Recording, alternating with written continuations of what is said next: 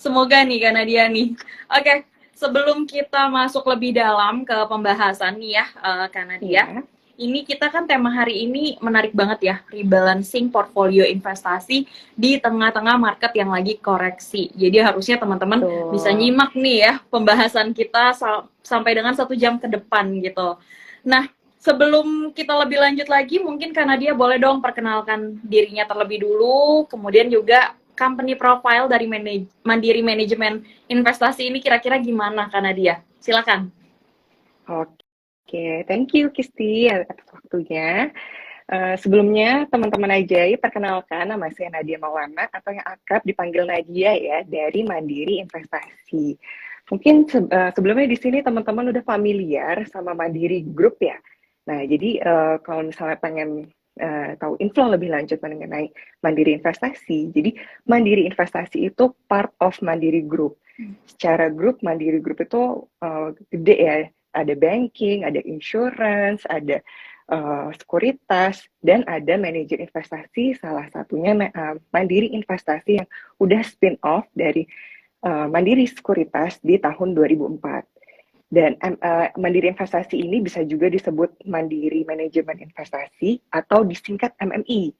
Dan MMI ini salah satu uh, top 10 di industri di top 10 industri di MI ya. Jadi kita juga mengelola AUM-nya itu per April itu di 41,3 T. Jadi di sini Sobat Ajaib tenang saja karena kita secara profesional ada fund manajernya yang akan mengalokasikan dana-dana teman-teman Ajaib nih di Mandiri Investasi. Dan bukti konkretnya ya, Mandiri Investasi itu juga sering ya mendapatkan award setiap tahunnya. Jadi di sini teman-teman tenang aja, akan kami kelola dengan baik dan kita juga diawasi oleh OJK. Seperti itu, Oke. Kisti. Oke, oke. Thank you nih Kak Nadia untuk perkenalannya, tapi kita mungkin boleh sedikit membicarakan market terlebih dulu kali ya Kak Nadia ya, Boleh, sebelum boleh. sebelum pembahasannya Menarik itu nih. sesuai dengan tema kita hari ini. Jadi kalau dari Kak Nadia sendiri, kira-kira terkait pergerakan market akhir-akhir ini itu bagaimana sih, dan kira-kira apa aja faktor-faktor kemudian katalis yang memang mempengaruhi pergerakan market saat ini? Oke, baik. Mengenai pergerakan market di saat ini ya, sebenarnya market itu sangat dinamis, berubah-berubah setiap saat. Dan aku mau sharing dulu dari mulai makronya ya. Jadi kalau dari makronya sendiri, dari US-nya, itu mereka itu activity udah mulai growing ya. Jadi di US sendiri itu PMI-nya itu juga udah ekspansif di atas 50. Dan inflasinya itu juga sudah mulai melandai ya ke 4,9%. Tetapi sebenarnya ini masih jauh dari ekspektasi mereka yang 2%. Dan ini kelihatannya tuh masih long way to go. Kenapa? Karena mereka ini tuh data ketenaga kerjaannya itu masih kuat. Jadi non-farm payroll-nya itu dari Maret ke April itu naik sekitar 253 ribuan lah ya. Dan unemployment-nya itu juga mereka turun dari Maret itu 3,5 dan April itu sekarang 3,4. Dan suku bunga di US sendiri yang kemarin itu tahun lalu itu benar-benar sangat agresif dinaikin sama The Fed ya, bahkan kayaknya 500 basis point udah ada ya, 75 basis point itu udah dinaikkan 4 kali dan mungkin kemarin-kemarin tuh naik terus. Nah, tetapi FOMC meeting kemarin di Mei itu sudah ada ya informasinya dan kita kan lagi nunggu-nunggu yang terbaru nih di Juni-Juli ini. Nah, apakah The Fed ini masih akan agresif menaikkan suku bunganya atau tidak? Nah, sepertinya kita melihatnya The Fed ini mereka harus berhati-hati ya ketika mereka ingin menaikkan suku bunganya. Kenapa? Kok kita sih melihatnya view dari MMI seandainya menaikkan suku bunga itu di 25 basis point. Dan mereka itu kenapa perlu hati-hati? Karena The Fed itu ada dual mandate, di mana kalau misalnya menaikkan suku bunga, itu mereka harus melihat dari inflasi dan unemployment-nya. Nah, jadi di sini itu mereka sangat perhatikan dan pada era tahun 1980-an ya, pada zaman Volcker itu juga sempat suku bunga itu dinaikkan secara agresif.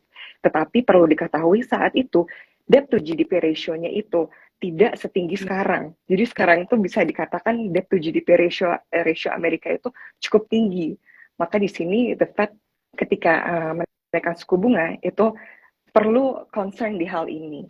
Dan untuk marketnya sendiri di bonds-nya itu di US arahnya sekarang itu masih inverted yield curve sampai dengan Fed itu pivoting atau balik arah ya.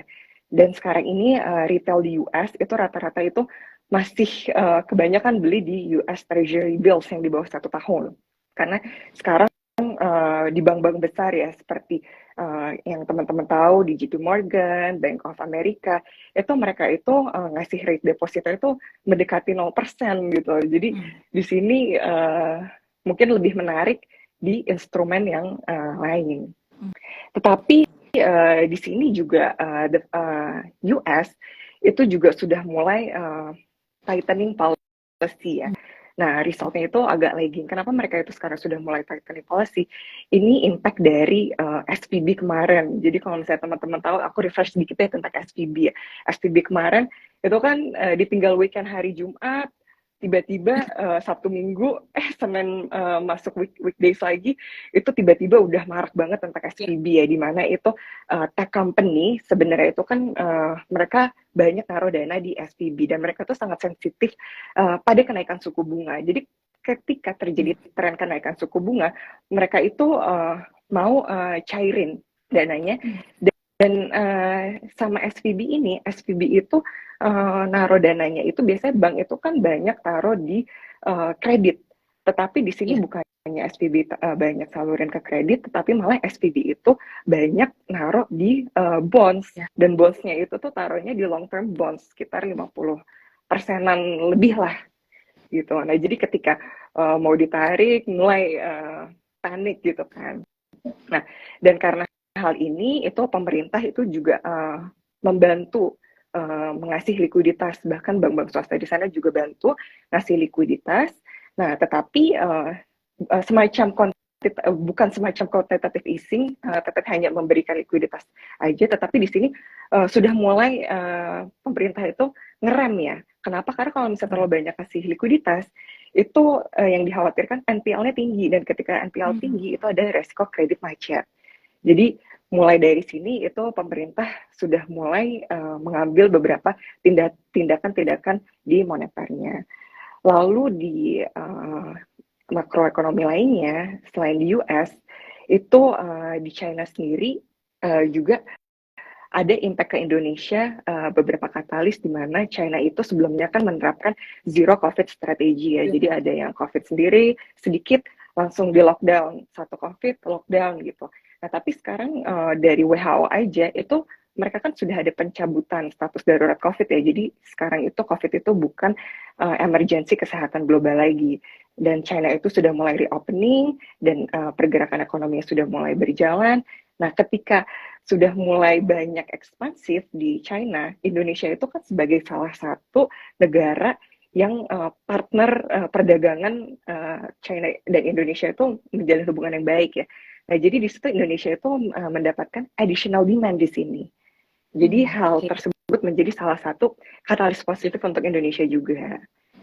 Lalu di Indonesianya sendiri itu juga terdapat beberapa katalis positifnya, bisa dilihat dari indikator-indikator seperti PMI-nya di Indonesia juga sudah mulai mencapai ekspansif, itu udah di atas 50, sekarang di 52 ya.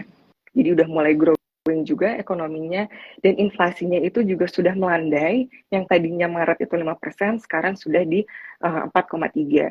Dan BI sendiri itu view-nya kami melihat BI itu masih akan menjaga suku bunganya ya, karena kenapa? Karena sekarang inflasi yang menurun dan rupiah yang bisa dibilang masih cukup kuat, dimana sekarang kan suku bunga itu stay ya selama 4 kali itu di 5,75, dan rupiah pun itu view dari Mandiri Investasi kita ngelihatnya di sekitar 14.650 sampai 15.000 rupiah. Jadi hal ini menguat karena suku bunga juga sudah mau peak ya, kita ngelihatnya rupiah udah menguat karena yaitu suku bunga yang mau peak, dan katalis lainnya seperti cadangan devisa Indonesia itu kan sekarang udah naik ya, sebesar 144,2 miliar, walaupun agak turun dikit dari Maret yang 145,2 miliar, tetapi penurunan itu tuh karena dipengaruhi untuk pembayaran utang luar negeri. Tapi walaupun hanya penurunan dikit, itu kita masih positif nih cadangan devisanya. Dan neraca perdagangan kita tuh juga masih tercatat surplus di 3,94 miliar US dollar. Dan salah satu katalis positif lainnya yaitu ini kan mendekati tahun-tahun pemilu nih. Nah, jadi di mana kalau misalnya secara historis itu kalau tahun pemilu itu kan banyak subsidi-subsidi dan di sini banyak likuiditas yang banyak. Nah, jadi secara historis itu kedepannya diharapkan itu akan mengalami kenaikan. Jadi di sini banyak fundamental yang bagus dan masih dibilang Indonesia itu masih jauh ya dari resesi seperti itu, Kisti. Oke, oke, oke. Berarti memang banjir katalis positif di dalam negeri gitu ya, karena dia ya. Tapi kalau kita bilang katalis yang negatif justru datangnya itu dari tekanan eksternal. Nah, kira-kira tuh masih bisa nggak sih kita manfaatin peluang untuk tetap cuan di investasi di tengah-tengah katalis yang cukup negatif nih tekanannya, terutama dari eksternalnya. Gimana tuh kira-kira? Nah, oke, ini poin yang menarik ya. Jadi ketika itu ada beberapa katalis-katalis dari eksternal dan di sini kita mau memposisikan untuk cuan nih, sebenarnya hal ini menurut kami itu sebagai momentum ya, peluang untuk investasi pada saat market itu lagi drop sebenarnya. Karena ketika market lagi drop, di saham itu kita bisa mulai averaging. Nah, view saham kita itu di tahun ini di 7.400 sampai 7.900-an. Dan untuk bonds-nya itu sekarang kan berada di level 6,4%, tapi view dari MMI itu kita melihatnya bisa di 6,5 sampai ke 7%. Jadi di sini itu banyak didukung dari beberapa sentimen global dan tingkat inflasi yang konsisten menurun dan tingkat PMI yang juga masih resilient. Seperti itu. Oke. Nah, kita kan pernah dengar beberapa istilah nih ya di market ya, karena dia ya. Kayak contoh misalnya Santa Claus Rally, kemudian January Effect.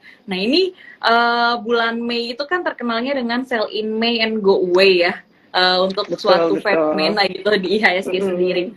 Nah, kira-kira dari Kanadia sendiri, apakah yang penurunan yang terjadi di market saat ini memang merupakan penanda bahwa sell in May and go away itu benar-benar terjadi, atau justru ini hanya sentimen sesaat aja sih, Kanadia? Oke, sebenarnya kalau sell in May and go away itu hanya sentimen sesaat ya. Jadi kalau misalnya sentimen itu kan lebih kayak dari faktor sesaat aja. Nah, kayak seperti di akhir tahun kan juga dibilang, oh biasa akhir tahun itu secara historis itu naik karena ada window dressing, laporan keuangan yang keluar. Nah, dan untuk sell in May and go away itu dari November sampai April diekspektasikan sama market itu naik. Nah, tetapi sebenarnya yang dipercaya dengan ini, ketika memang mengalami koreksi, nah ini sebenarnya momentum untuk chip in ya. Jadi ini sebenarnya momen yang pas ketika mengalami koreksi kita sudah mulai pelan-pelan chip in. Kenapa? Karena kita tidak pernah tahu kapan itu bottomnya. Jadi karena kita tidak pernah tahu bottomnya, ketika turun di kita tuh bisa mulai masuk, turun lagi mulai masuk, dan kalau misalnya itu terjadi rebound lagi, itu kan kita bisa profit taking ya di situ sebenarnya. Seperti itu. Dan kalau dari secara horizon, kalau untuk long term sendiri, ketika itu sell in May and go away, ketika koreksi, yaitu momentum yang pas untuk masuk di investasi. Dan ketika kalau untuk long term, sebenarnya secara historis itu biasanya akan naik ya. Oke. Itu, nah, oke, aku mau sounding lagi nih ke teman-teman, tetap stay di live IG sore hari ini. Dan kalau misalnya teman-teman ada pertanyaan, silahkan aja tanyakan langsung, karena nanti kita akan memilih 2 penanya terbaik ya, karena dia ya, untuk berkesempatan mendapatkan saldo reksadana Rp250.000. Jadi silahkan teman-teman ya, tetap stay sampai dengan sampai dengan 1 jam ke depan, karena hadiahnya tuh lumayan menarik ya, 250.000 saldo reksadana nih teman-teman. Oke, kita lanjut lagi nih ya, karena dia ya. Oke. Untuk kalau melihat nih, kita kan lihat jenis-jenis reksadana tuh ada macam-macam ya, ada 4 jenis reksadana Betul. gitu ya. Money market, fixed income, balance fund, sama equity fund gitu ya. Nah, kira-kira mana sih yang cukup potensial di tengah market yang memang saat ini tuh kecenderungannya lagi bearish? Ini mana yang potensial nih reksadananya? Oke, jadi kalau secara dari risk profile dan time horizon ya, jadi mulai dari reksadana pasar uang itu kan biasanya cocok untuk nasabah yang hanya untuk taruh di jangka-jangka pendek nih, misalkan ada kebutuhan yang bentar lagi perlu cair atau apa, untuk menghindari volatilitas itu di pasar uang itu bisa taruh di situ atau parkir dana untuk mendapatkan gain dari reksadana lainnya. Nah, jadi kalau untuk pasar uang lebih untuk kestabilan, dan ada juga reksadana pendapatan tetap yaitu yang isinya itu bonds. Nah, itu untuk time horizon itu cocok di 3 tahunan, 3 sampai 5 tahunan lah ya untuk risk profile yang moderat. Dan untuk campuran itu kita alokasinya itu ada di deposito, di bonds, dan juga di saham. Nah, itu untuk time horizonnya sendiri itu bisa kisaran di 5 tahun, dan untuk risk profile-nya itu moderat ke high risk. Nah, untuk reksadana saham itu kita alokasikannya ke produk saham, dan untuk time horizonnya itu cocok untuk nasabah yang mempunyai jangka panjang investasi yang panjang ya, seperti contohnya di atas 5 tahun. Dan untuk risk profile sendiri itu karena itu high risk high return, jadi risk profile-nya lumayan tinggi ya. Nah, tetapi perlu diperhatikan juga dalam market ini itu market yang dinamis itu juga volatility itu tetap ada ya. Jadi ini balik lagi ke profil nasabahnya,